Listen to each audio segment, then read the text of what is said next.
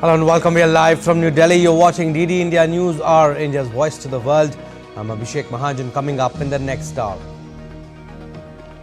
US President Joe Biden acknowledges shaky debate performance but vows to defeat rival Donald Trump in November presidential election. Global powers clash at United Nations over North Korea. US confronts Russia over use of weapons from Pyongyang in its conflict against Ukraine. Polls close in Iran. Snap presidential election. Unidentified gunman attack election vehicle. Killed 2 security force personnel.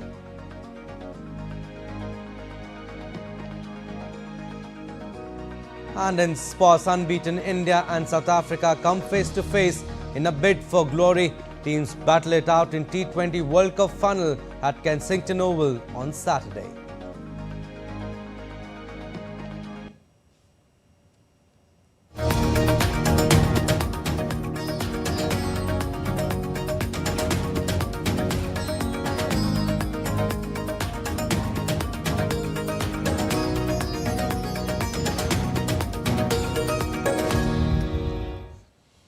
Giving no sign of dropping out of the race after a feeble presidential election debate, US President Joe Biden said on Friday that he is intended to defeat Republican rival Donald Trump in November presidential election.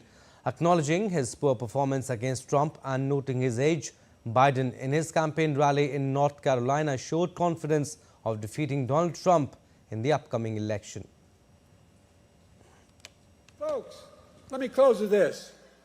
I know I'm not a young man. State the obvious. Well, I know. I don't walk as easy as I used to. I don't speak as smoothly as I used to. I don't debate as well as I used to. But I know what I do know. I know how to tell the truth. I know right from wrong. And I know how to do this job. I know how to get things done.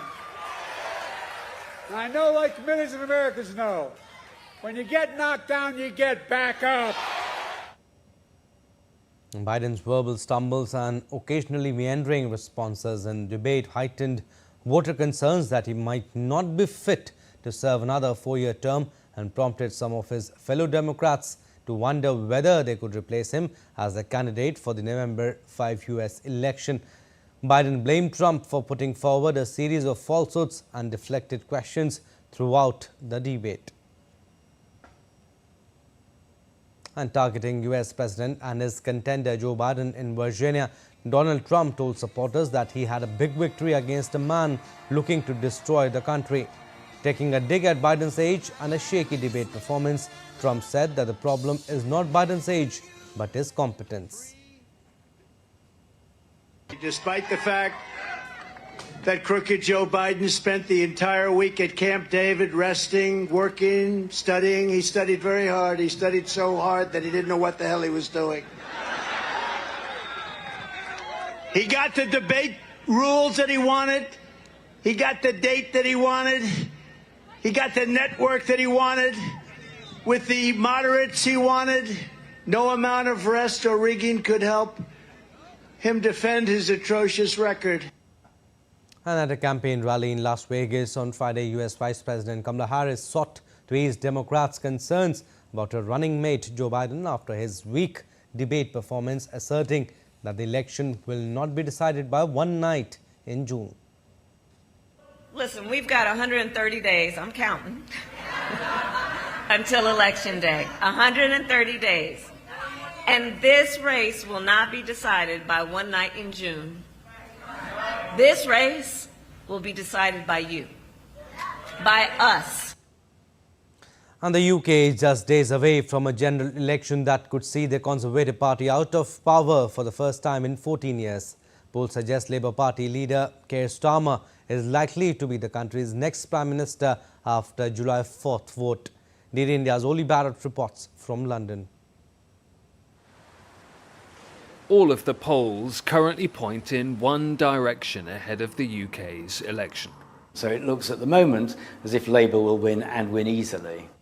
That's not to say a win is guaranteed, but Rishi Sunak's Conservatives, in power in one form or another for 14 years, have struggled to eat into the Labour polling lead. So in the days after the election, Keir Starmer could be forming a government with a significant majority here at Parliament. That would bring huge opportunities for the centre-left party, but also huge challenges. After the COVID-19 pandemic, a war in Europe, a cost of living crisis, Britain's finances are creaking. Well, the big issues facing the government that takes office on the 5th of July is that there are public service improvements needed in the UK, health service, railways, parts of the education system. Economic growth in the UK has been sluggish all the way back to 2008, in fact. If Labour returns to power, the centre-left party's foreign policy is likely to include quite a lot of continuity with recent years. Relations with India will be a key focus. We think so. I mean, look, India is the most exciting economic story in the world right now. We are in the middle of the Indian decade, at the start of the Indian century. And I think whoever's in power in the UK will recognise that and want to prioritise the relationship with India. The Conservatives have also struggled with the rise of the right-wing Reform Party, which promises tougher action on immigration.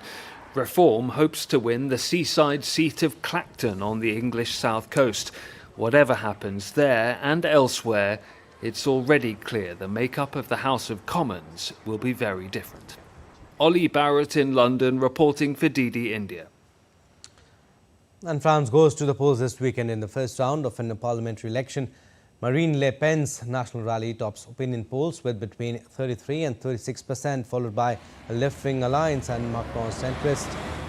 Polls indicate that the French are taking the vote seriously, with the highest turnout for a quarter of a century. As counting of votes is underway in Iran's snap presidential election, Saeed Jalili pushed slightly ahead of the sole moderate candidate as more votes were counted.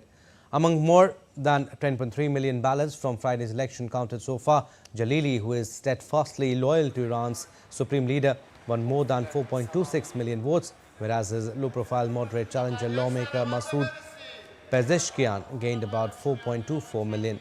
Reportedly, the voter turnout was around 40% lower than expected by Iran's clerical rulers. Irani media also said a runoff election was very likely to pick the next president following the death of Ibrahim Raisi in a helicopter crash. Meanwhile, 2 security force members were killed in an attack by unidentified gunmen in Iran. The gunmen were targeting a vehicle carrying election boxes in Iran's Sistan-Baluchistan province. Mongolia's ruling party, the Mongolian People's Party, declared victory in the parliamentary elections after provisional results from the General Election Commission showed that the party had won a majority.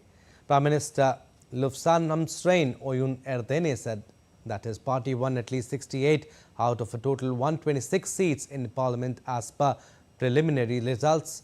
Official results of the parliamentary elections are expected to be announced after all paper ballots are counted by hand to prevent misrepresentations and disputes associated with voting machines. The elections was conducted under a mixed electoral system with 78 legislators elected through majority representation and 48 through proportional representation. The Asian country's parliament operates under a unicameral system with a 4-year term. And the United States, Britain and France confronted Russia at the United Nations Security Council on Friday over violating an arms embargo on North Korea by using missiles and weapons from Pyongyang in its conflict against Ukraine. We condemn in the strongest possible terms those unlawful transfers which have significantly contributed to Russia's ability to conduct its war against Ukraine. The transfer of ballistic missiles, along with munitions and related materiel from the DPRK to Russia, violates multiple Security Council resolutions. Now, Russia's UN Ambassador Vasily Nebenzia rejected the accusations, calling it completely false. Meanwhile, North Korea's UN Ambassador Song Kim asserted that Russia and North Korea relations are peace-loving and defensive in nature, and they do not target a third party. The DPRK-Russia relations are completely of peace-loving and defensive nature, as they do not target the third party, but promote progress and well-being of the people of the two countries. Therefore, there is no reason whatsoever to be concerned about development of their bilateral relation unless they have intention to undertake military invasion of the DPRK and Russian Federation. And the council meeting came after Russian President Vladimir Putin signed a pact last week with North Korean leader Kim Jong-un, agreeing to provide military assistance if either faces armed aggression. Now, Russian President Vladimir Putin has said that his country would resume production of short and intermediate nuclear-capable missile as a response to the United States' deployment of such weapons in both Europe and Asia. Putin made the remarks at a meeting of Russia's Security Council on Friday. The United States had withdrawn from the landmark 1987 Intermediate-Range Nuclear Forces Treaty with Russia in 2019 after saying that Moscow was violating the accord. Kremlin, however, has denied such accusations.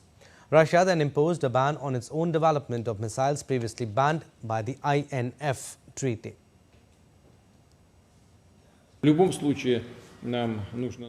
need to start manufacturing these strike systems and then, based on the actual situation, make decisions about where, if necessary, to ensure our safety, to place them.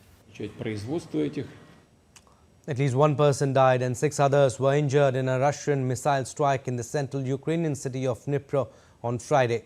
Video footage released by the State Emergency Service showed rescue teams struggling to free a person trapped in a car at the foot of the tower block.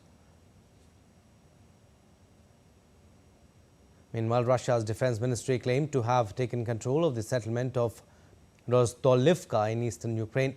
Russia said that its southern military grouping had taken favorable positions after pushing Ukrainian forces out of the settlement. However, Ukraine's military said heavy fighting was raging in areas around the settlement. Now, tensions between Israel and Lebanon escalated after rockets launched from Lebanon hit an Israeli border town on Friday. Israeli warplanes also fired locations in Lebanon in response to recent attacks. Israel says fire from Lebanon has killed 18 soldiers and 10 civilians so far. Though the current unrest between Israel and Iran is still relatively contained, it marks the worst confrontation in 18 years, with widespread damage to buildings and farmland in South Lebanon and northern Israel. Meanwhile, Israeli army released footage on Friday showing aerial strikes and tanks advancing into Gaza's Shejaya neighborhood, sparking intense clashes with Hamas operatives. The Israeli military described the operation as a targeted raid, stating that they hit numerous Hamas military sites in the area.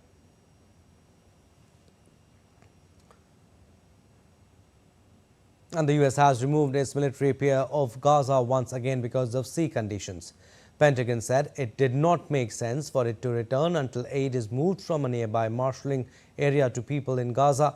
Pentagon spokesperson Sabrina Singh said that the military would monitor weather conditions to determine when the peer should return, but acknowledged the marshalling area is nearly full of stockpile aid awaiting distribution by the United Nations.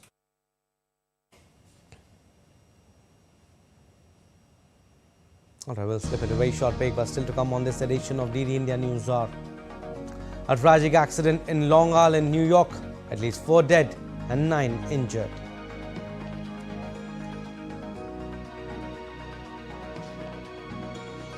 Bolivia's President Arce finds new strength after surviving coup attempt.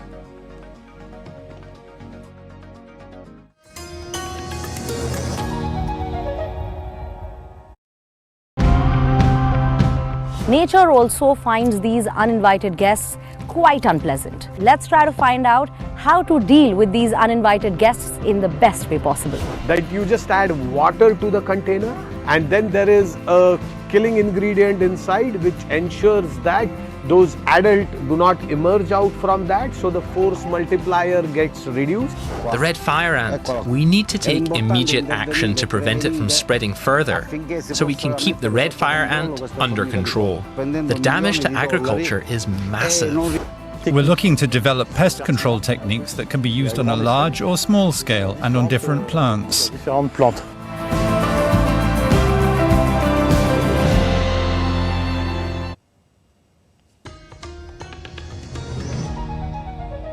Welcome back. You're watching DD India News Hour. I'm Abhishek Mahajan. Some more stories.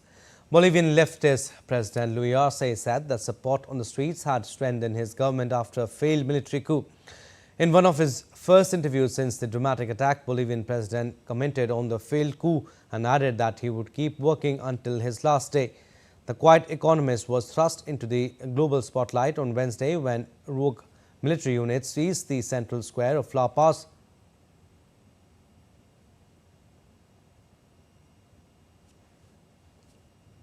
The Attorney General's office. So Bolivia's president first interview after a failed coup.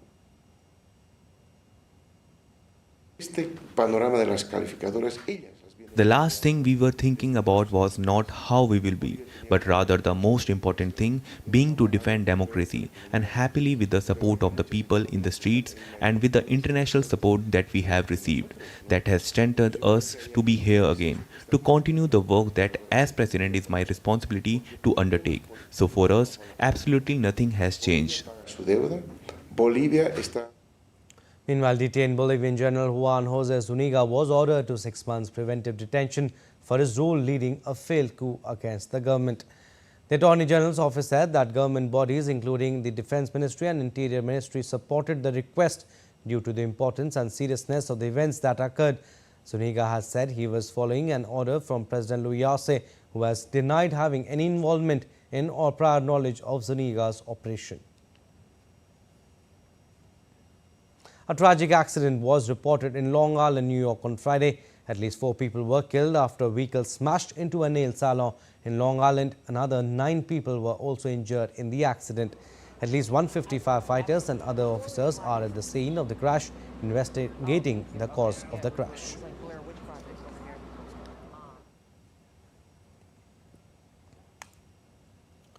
Now, Boeing is in talks with the U.S. Justice Department seeking to resolve potential charges stemming from 2 fatal crashes of its 737 MAX jetliners, citing people familiar with the negotiations. Last month, the Justice Department said Boeing had failed to design, implement and enforce a compliance and ethics program to prevent and detect violations of the U.S. fraud laws throughout its operations, violating the agreement that shielded the plane maker from criminal prosecution over fatal 737 MAX crashes in 2018 and 19 that killed 346 people. Boeing filed a response denying it violated the agreement.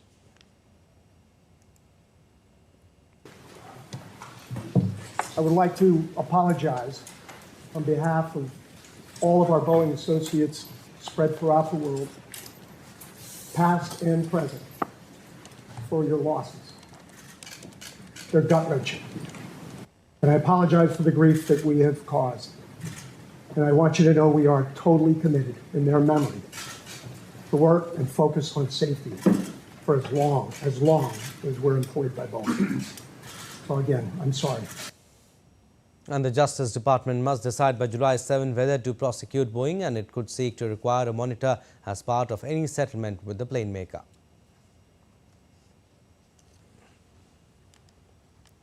A judge in the U.S. state of New Mexico has denied a last-ditch effort by actor Alec Baldwin to have his involuntary manslaughter case thrown out. Lawyers for the Hollywood superstar had argued that the charges should be dismissed because the gun connected to the accident was broken during forensic testing. Baldwin was holding a prop gun that discharged, killing cinematographer Helena Hutchins during a rehearsal on the movie set Rust in 2021. DD India's Tony Waterman has more. The judge in this case said the decision of whether Alec Baldwin is liable in the death of Helena Hutchins isn't for her to decide, that it should be left up to a jury. And this is now the third time that she has rejected Baldwin's efforts to get this case thrown out. In this instance, his lawyers argued that the most important piece of evidence in this case, the prop gun, had been destroyed during the investigation, making it impossible for them to carry out their own forensics. The firearm actually broke into pieces while the FBI was trying to test Baldwin's claims that he never pulled the trigger and that the gun accidentally misfired.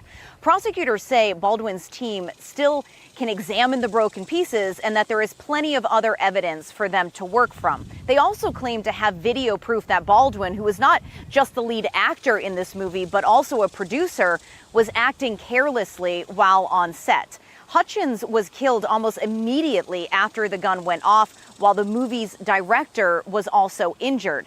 The movie set armorer Hannah Gutierrez said she didn't know that she had put a live bullet into the gun, and she was convicted of involuntary manslaughter in April and is currently serving an 18-month prison sentence. With this latest rejection, Baldwin is now set to head to court next month, and if he is convicted, he too faces up to 18 months behind bars. Tony Waterman in Austin, Texas, reporting for DD India. And marking the 90th anniversary of the French Air Force, military jets offer spectators a colourful flypast over the gardens of the touristic Versailles Palace. The show included different Air Force members with parachutes, old and new planes parading over the palace while audience watched and cheered. The event comes ahead of the Paris Olympic Games, which starts on July 26th, during which the palace will host equestrian events.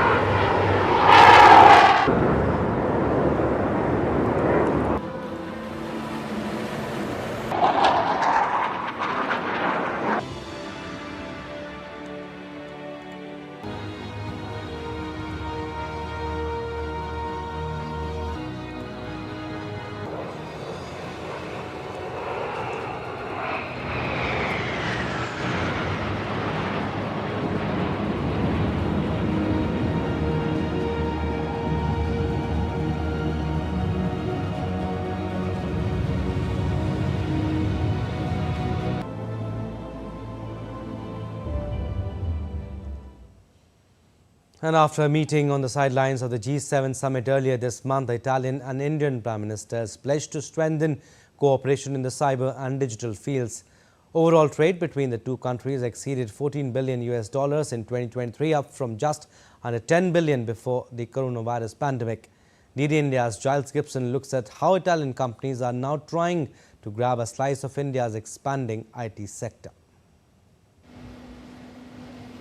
Just up the coast from the venue of this year's G7 is the headquarters of ex-Privia Group, an Italian IT firm that recently opened an office in Pune in Maharashtra state. India is a competitive market and in recent years has been growing, thanks to large contributions from local governments and significant investments being made in the manufacturing and IT sectors. India's ICT sector has seen the biggest expansion in the global market in recent years. The company has been active in China for more than a decade, but is now focusing its expansion efforts on the Indian market. Accountancy firm KPMG says the country is on the brink of becoming a global digital powerhouse. It's a switch that's also taking place at the top levels of government. Italian Prime Minister Giorgia Meloni has pulled her country out of China's Belt and Road Initiative after signing a strategic partnership with India last year. Analysts, though, say strengthening ties with India was also a priority for Meloni's predecessor. I'm referring, for instance, to the Draghi government. And the Draghi government, Mario Draghi was pretty active as well during the G20 meetings in which he was trying to increase the relations with India by having India on board on different issues that are relevant at the international level. As Rome and New Delhi get closer together, though, the Chinese market remains vital for many Italian exporters. Luxury brands such as Gucci and Prada have taken advantage of rapid growth in China over the last few decades, although the curve is starting to flatten off. Just like the IT sector, the rising demand for luxury goods amongst India's expanding middle class represents a fresh opportunity for Italian brands. For now, Italian trade policy is really a balancing act. Just after she met with the Indian Prime Minister on the sidelines of the G7 summit, Giorgia Meloni also announced that she'll be travelling to Beijing for an official visit in the coming weeks. Giles Gibson in Rome reporting for DD India. And China and Peru have achieved substantial conclusion of negotiations on the upgrading of a free trade agreement between both the countries. In a meeting with Peruvian President Dina Boluarte in Beijing, President Xi Jinping said both sides should coordinate and promote cooperation in fields such as minerals, energy, manufacturing, agriculture and others. Peru and China signed a free trade agreement in 2009, which helped the South American nation boost its exports. Chinese president is expected to travel to Peru in November for the summit of leaders of the Asia-Pacific Economic Cooperation, a bloc that accounts for almost half of world trade. And amidst the unrest in Haiti, Kenyan police are patrolling the streets of Port-au-Prince in full gear and using armoured vehicles on Friday. Residents expressed cautious hope after a first contingent of Kenyan police officers arrived in the Caribbean country as part of a long-delayed mission to help police fight armed gangs. A few hundred Kenyan police officers landed in Haiti this week to lead a United Nations ratified mission set to number over 2,500, though it remains unclear when the remaining forces could arrive. Now let's take a look at other stories making news around the world. Nepal is observing the 21st National Paddy Day. Traditionally, farmers gather at their fields to plant paddy saplings with great enthusiasm and enjoy dahi, chura or yogurt and beaten rice as a special dish for the day, splashing muds each other and singing folk songs. The paddy production contributes largely to the gross domestic product that shares 11% in the total GDP of Nepal. China's craving for the king of fruits has propelled Thailand's durian business to record highs, creating significant economic opportunities for the farmers. This year, Thailand has already exported up to $2.4 billion to China with a growth of 3–4%. One of the main reasons for the growth is the increased transport channels for durians. Massachusetts witnessed the slips and stumbles from the city's greasy pole contest. Competition goers scurried across a 45-foot pole that juts out into the ocean as they try to grab a flag at the end. Most participants fell into the ocean on their attempts, but one individual managed to nab the elusive flag. The contest dates back to 1931. The return of astronauts Sunita Williams and Butch Wilmore face further delays with no new date announced by NASA.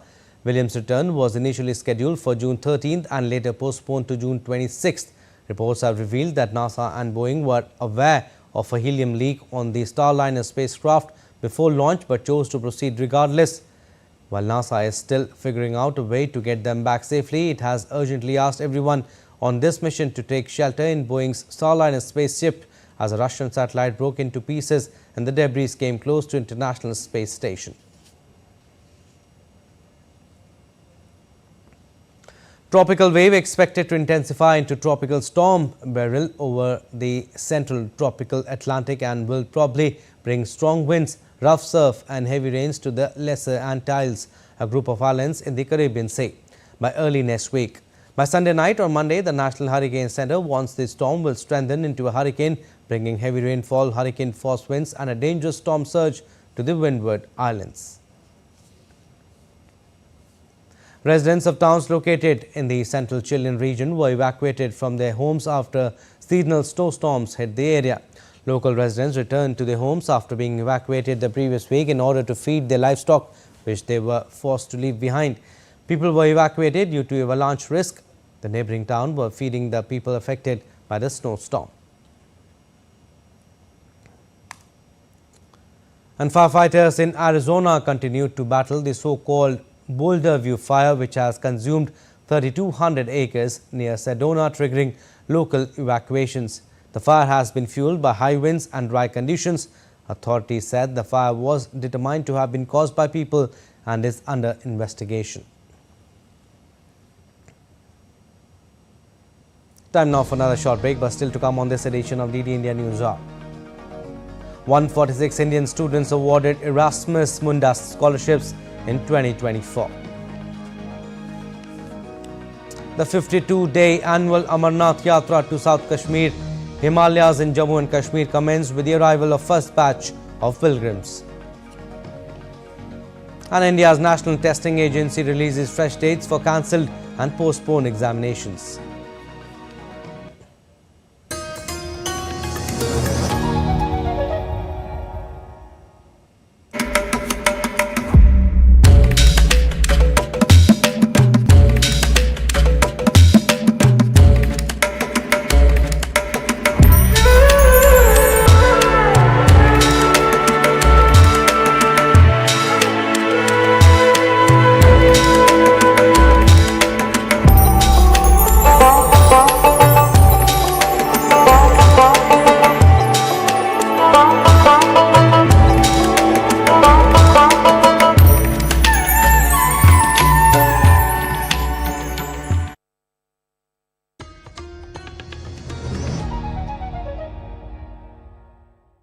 News Hour, I'm Abhishek Mahajan. Recap of what we have done so far.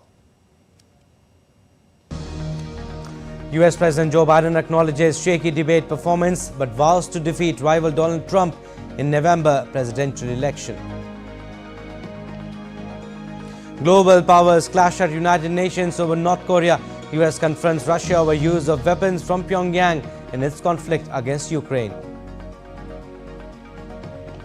Polls close in Iran, snap presidential election, unidentified gunman attack election vehicle, killed 2 security force personnel.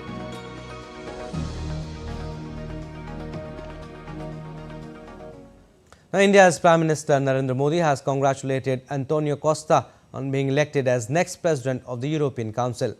In a post on X, the Prime Minister said, and I quote, "Congratulations to my friend Antonio Costa on being elected as the next President of the European Council. I look forward to working closely with you to advance the India-EU strategic partnership to greater heights." Unquote. EU leaders picked former Portuguese Premier Antonio Costa as the future chair of the European Council meetings at a summit in Brussels on Thursday. Antonio will chair summits of the bloc from 1st of December.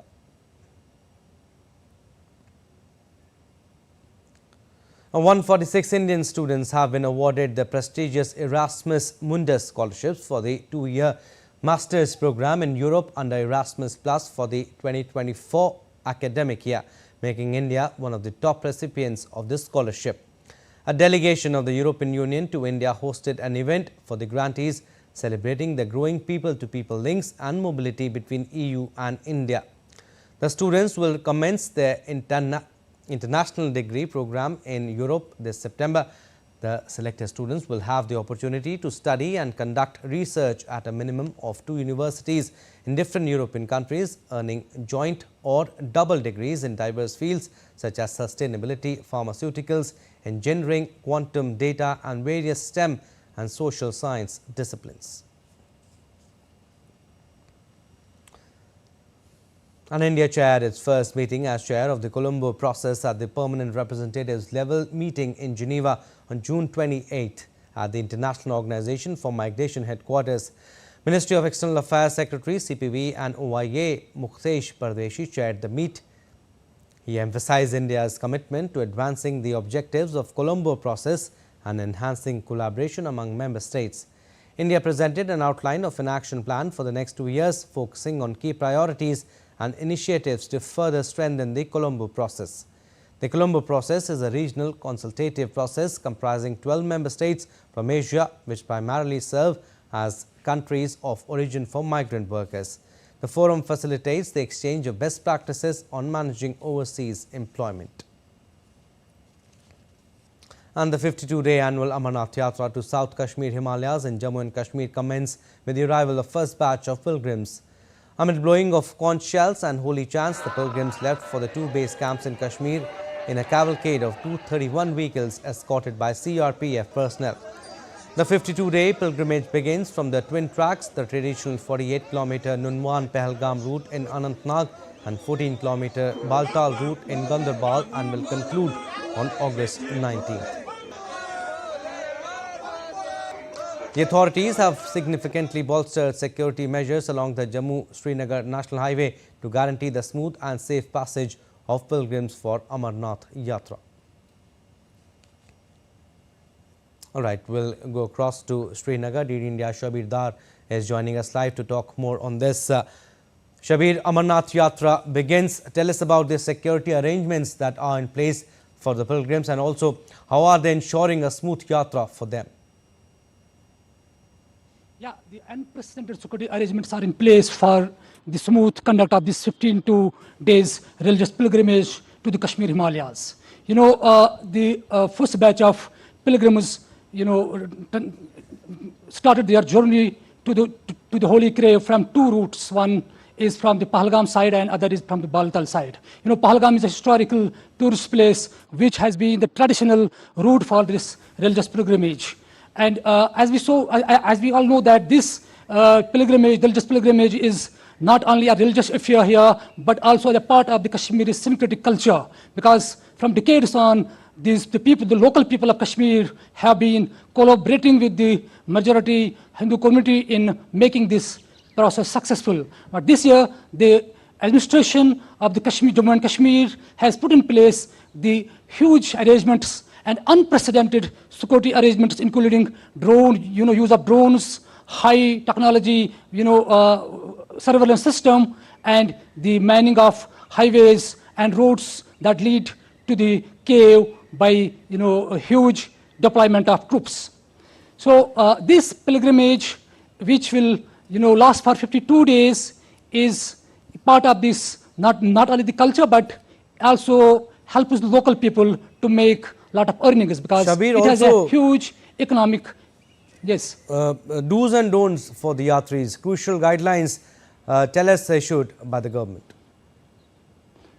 Yeah, this is a high mountain trek. So naturally, the administration has issued do's and don'ts for the pilgrimage, because the people above the age of 60s are advised not to make a trip because there is a scarcity of air, oxygen in the higher reaches. Although the good arrangements of healthcare and medical camps, including two highly equipped DRDO hospitals at the two base camps, are in place, but still the people are advised to carry their woolens with them,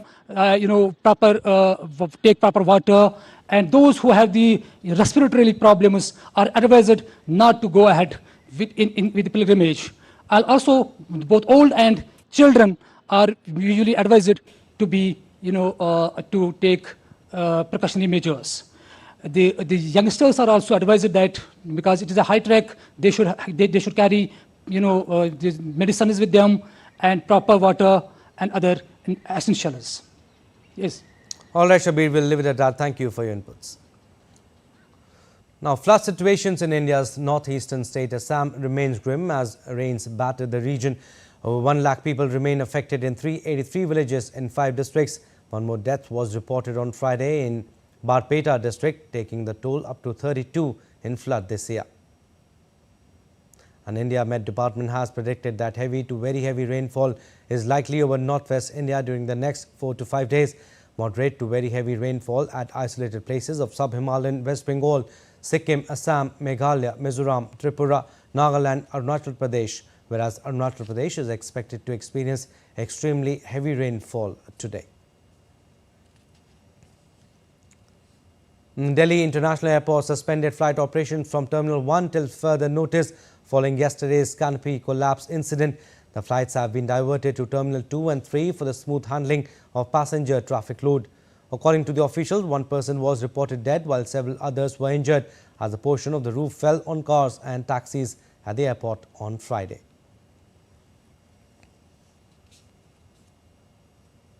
All right, we'll go across to our correspondent Akshay Dongre is joining us live from Delhi, and Shubina Roy is joining us live from Assam.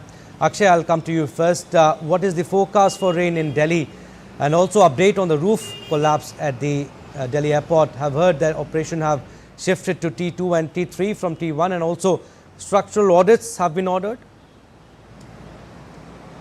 Absolutely. Structural audit has been ordered, as well as a slew of measures have been announced to ensure that the collapse of the roof in Terminal 1 does not impact the people who are traveling from different parts of the country to Delhi or vice versa. In fact, the flight operations have been shifted temporarily from Terminal 1 to Terminal 2 and 3, and a slew of measures also include advisory that have been given by the Union Aviation Ministry to ensure that this sort of crisis that has erupted at the busiest airport in the country does not result in a skyrocketing of airlines fares for the upcoming flights that are to be scheduled in the next few days.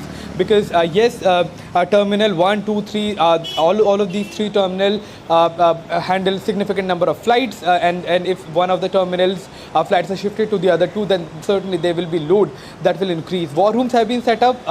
As far as the airport is concerned, in fact, other measures that have been ordered include a structural audit, as you mentioned, Abhishek.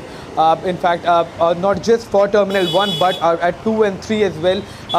Engineers from IIT Delhi will be taking part in as far as the checking of the structural integrity of all parts of these airports are concerned. Coming to your second question about the rain forecast, then after yesterday's record-breaking rain that took place after about 90 years, there has been certain relief in the national capital neighboring regions, because there was no rain after that in most parts of Delhi. However, for the next 2 days, in fact, including today and tomorrow and day after tomorrow as well, the IMD department and meteorological department has predicted heavy rainfall in the northwest Delhi likely to witness heavy showers. Akshay, stay with us. I'll come back to you. Shubina, absolutely. Flood situation continues to remain grim in Assam. What is the forecast? Till when the current situation is likely to persist? Good morning, Abhishek. Right, coming to your second question first, talking about the rain forecast. The whole of Northeast is going to experience a heavy rainfall at isolated places and widespread to moderate rainfall across Northeast for the next 5 days. Arunachal Pradesh is going to experience very heavy to heavy rainfall today. Whereas the IMD has issued orange alert for Arunachal Pradesh, Assam and Meghalaya today.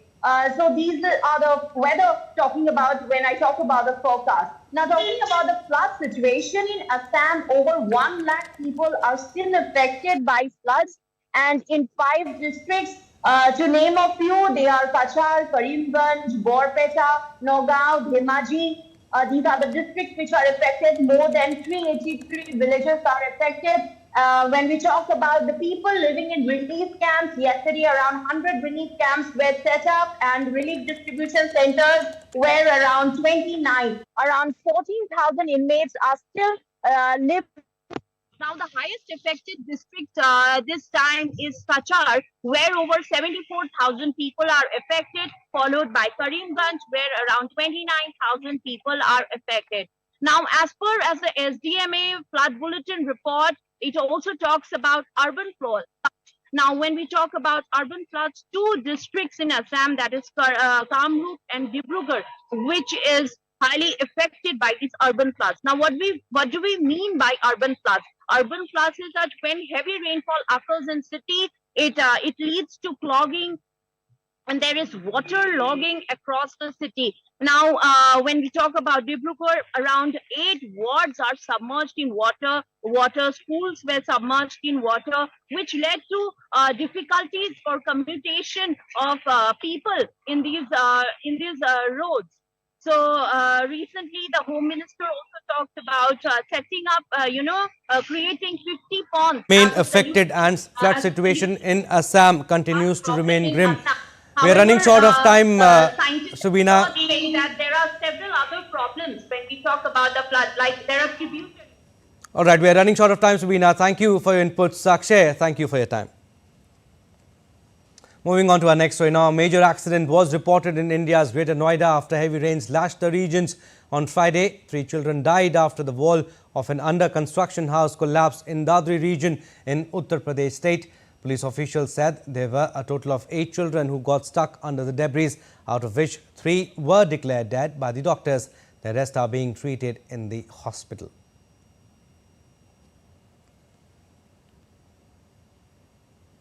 Now let's take a look at other stories making news today. Delhi Chief Minister Arvind Kejriwal's 3-day Central Bureau of Investigation custody ends today. He was arrested by the central agency in connection with the liquor policy case on Wednesday. He will be produced before the Rouse Avenue Court at 7 p.m. for a possible extension. India's National Testing Agency released fresh dates for cancelled and postponed examinations on Friday. The UGC NET exam will be now held from August 21st to September 4th. The University Grants Commission National Eligibility Test was cancelled after the Education Ministry received inputs that the integrity of the exam was compromised. Both these exams are crucial for candidates seeking lectureships and research fellowships in Indian universities and research institutions. India's northern state Himachal Pradesh celebrated the arrival of monsoon in a unique style. People in Nogali district celebrated with a fair to mark joy of beginning of rainy season.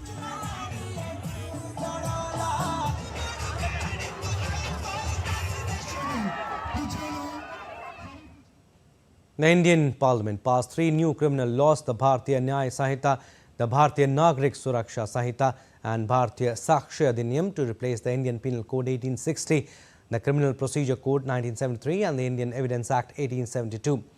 These are soon to be implemented. There are some myths related to these. DD India busts them for you.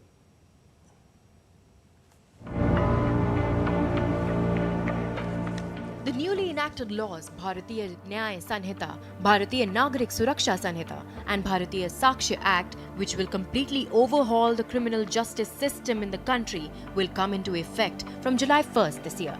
The 3 laws got the Parliament's approval on December 21st last year and President Draupadi Murmu gave her assent on December 25th. The laws will replace the colonial era Indian Penal Code, the Code of Criminal Procedure and the Indian Evidence Act of 1872, respectively. The 3 legislations aim at completely overhauling the criminal justice system in the country by giving definitions of various offences and their punishments. However, the provision related to the cases of hit and run by vehicle drivers will not be implemented immediately. There are several myths related to these 3 laws. Myth says sedition is gone but appears as Deshdroh in Bharatiya Nyaya Sanhita 2023. However, the truth is that the colonial legacy related to the sedition section in the IPC has been removed in the Bharatiya Nyaya Sanhita 2023. Bharatiya Nyaya Sanhita 2023 brings clarity by explicitly defining Deshdroh as actions endangering the sovereignty, unity and integrity of India. Bharatiya Nyaya Sanhita 2023, Section 152 goes beyond criminalizing expressions causing hatred towards the government. It punishes acts such as armed rebellion, subversive activities and separatist activities. Still to come on this edition of DD India News Hour. Euro round of 16 kicks off today. Defending champion Italy to face Switzerland in the opening game.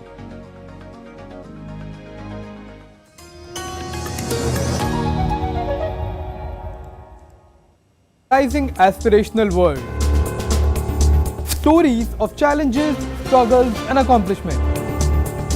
A world battling conflict, hunger and poverty. Embracing growth, development, science and technology. A voice of progress, a voice of unity.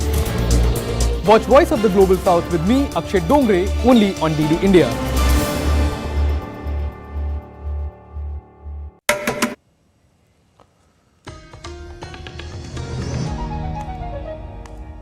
Welcome back. You're watching DD India News Hour. I'm Abhishek Mahajan. T20 World Cup stories now. After 54 matches of non-stop white ball cricket action, South Africa and India have emerged as finalists in the 2024 T20 World Cup. The Kensington Oval in Barbados will host this grand spectacle on Saturday. The Proteas are looking to make history with their first ever world title, while India aim to reclaim the trophy they last lifted in the inaugural year of the competition held in South Africa in 2007.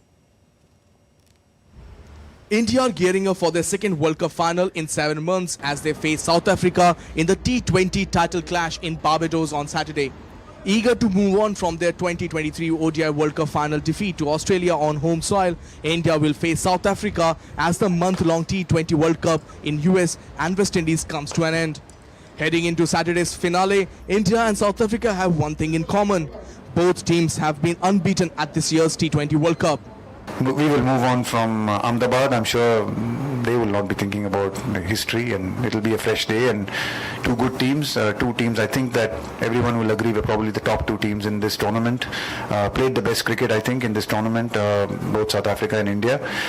So deserving finals for both the teams, and hopefully it's a great game of cricket, and hopefully we fall on the right side. Indian captain Rohit Sharma has been consistent in his batting display throughout the tournament, scoring 248 runs in 7 matches, including a remarkable 92 against Australia in the Super 8 phase. Middle order batter Surya Kumar Yadav has also been in good form with 196 runs in 7 matches. However, India's ex-captain and ever reliable Virat Kohli has struggled in his role as opener. The Proteas will be playing in a World Cup final for the first time after 7 previous World Cup semi-final defeats in all formats. 5 in ODI World Cups and 2 in T20 World Cups. Their pace bowlers led by Norjit and Kagiso Rabada have saved the team on many occasions, while Quinton de Kock has been the top scorer with the bat, hitting 204 runs in 8 matches. The winner of the final on Saturday will be the first team to win a men's T20 World Cup unbeaten. India and South Africa have so far played 26 matches, with India winning 14 of them. While India are hoping to end their global title drought, South Africa are looking to get rid of the chokers tag that they have been long associated with. Who will come out on top, only time can tell. With camera person Jay Shankar, this is Tapash Bhattacharya for TD India from Barbados. And Rohit Sharma faced heartbreak after India's ODI World Cup final loss to Australia. Fast forward 7 months and Rohit is leading India in T20 World Cup final against South Africa in Barbados. Despite earlier setbacks and doubts over his form, Rohit's exceptional performances and strategic leadership have brought India to the brink of another World Cup triumph. Victory would solidify his legacy among cricket legends. DD India's Taposh Bhattacharya with this report.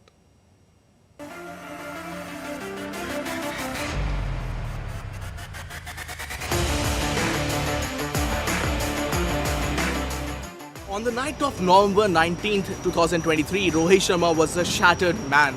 His eyes were moist and his body language reflective of the heartbreak as he laboured over his words after India lost the ODI World Cup final to Australia in Ahmedabad. At 36, his dreams of playing a leading role in a World Cup triumph had turned to dust. Rohit didn't know if there would be another opportunity, another chance. 7 months later, life has moved on dramatically. Rohit and India are in another World Cup final, this time the T20 format against South Africa in Barbados. No one could have predicted this after the ODI World Cup defeat, especially since Rohit had been out of India's T20 format since their semi-final loss in 2022. But disappointment is in that final fueled Rohit's desire to keep going. His decision was vindicated by recent events. In January against Afghanistan, Rohit returned as captain of the T20 side. He hasn't allowed doubts over his India selection policy to linger at the T20 World Cup thanks to his stellar performances.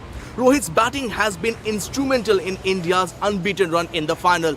Despite criticism over his IPL form, the 37-year-old led by example, dominating against Australia and England in crucial games. Against Australia, he smashed a match-winning 41-ball 92. Against England, on a tricky pitch, he adjusted his game to secure a winning total. Rohit's strategic acumen also deserved praise. He picked the right bowling combination, playing to the condition. In the US leg, he favoured pacers. In the Caribbean, he brought Kuldeep Yadav, who has taken 10 wickets in 4 matches. All this will be celebrated only if India wins the final. Victory would place Rohit among the legends like Kapil Dev and MS Dhoni. But if they lose, it could also mean more heartbreak. Their reality is for Rohit to confront on Saturday. With camera person Jay Shankar, this is Taposh Bhattacharya for DD India from Barbados. And DD India's Narayan Singh joins us for more.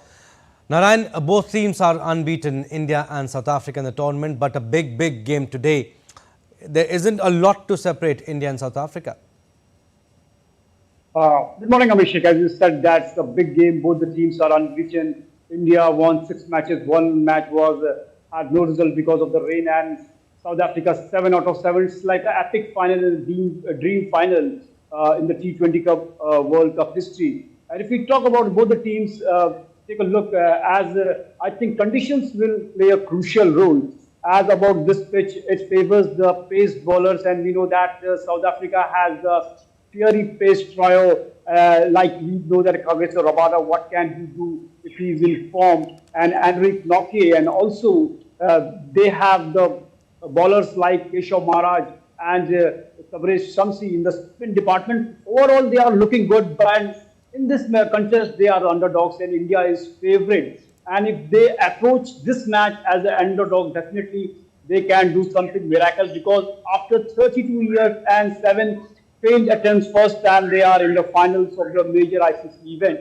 But on the other hand, India, the kind of cricket they have played in the recent past, they are the most consistent team in the ICC tournament, whether it is the T20 World Cup in the past, ODI World Cup. Consistently, they are knocking the door till the semi-finals, and it's the time for them to just abolish that trophy drought of 13 years when they won last time the Champions Trophy in 2013 under the leadership of MS Dhoni. So kudos to this Rohit Sharma team, the way they have played, and we're hoping that they will continue that thing. And in the final hurdle, I think they will not take the nerves of the match, and they will play the way they have played in this tournament. And absolutely. And both the teams expected to go with the same playing 11 also. Thank you, Naran. We'll leave it at that. The match will start at 8 p.m. Indian Standard Time. Moving on to football now. Excitement is building across Germany as the clock counts down to the first 2 knockout stage matches of the Euro 2024. The host nation will take on Denmark, while Italy will play Switzerland. From Berlin, DD India correspondent Trent Murray previews the day's matches. Well, it is a Super Saturday of football here in Germany as Euros 2024 continues. We are monitoring 2 very big and important matches as we reach the knockout stage. Let's start with the host nation, Germany. It will take on Denmark later today. Both of those teams go into that match undefeated from the group round. Germany was able to secure 2 wins and a draw at the group stages. Denmark was able to secure 3 draws. So it'll be very interesting to see how all of that plays out. A crucial part of how Germany will do, I think, is the fact that they've had much longer rest time. It's been 6 days since their last group match. In fact, they had so much time, the coach gave them Tuesday off to spend time with their families. The Danes were actually having to play on that Tuesday, so they've had less time to prepare for this crucial match. But it will be a very, very interesting one, as will Italy and Switzerland. They are playing right here in the German capital. Italy has got very fond memories playing in Berlin.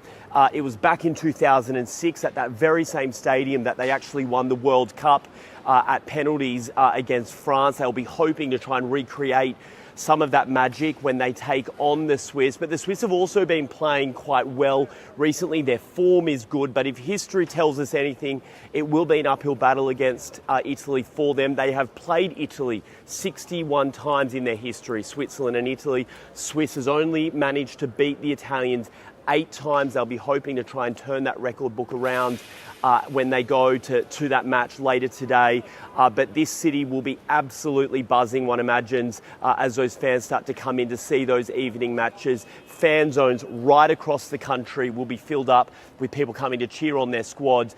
But one thing they will have to watch is the weather app. The German Weather Service is predicting some severe thunderstorms, even the threat of tornadoes, believe it or not. So fans will have plenty to keep an eye out, both on the pitch, but no doubt also on their smartphone, keeping an eye on the weather. Trent Murray for DD India, Berlin.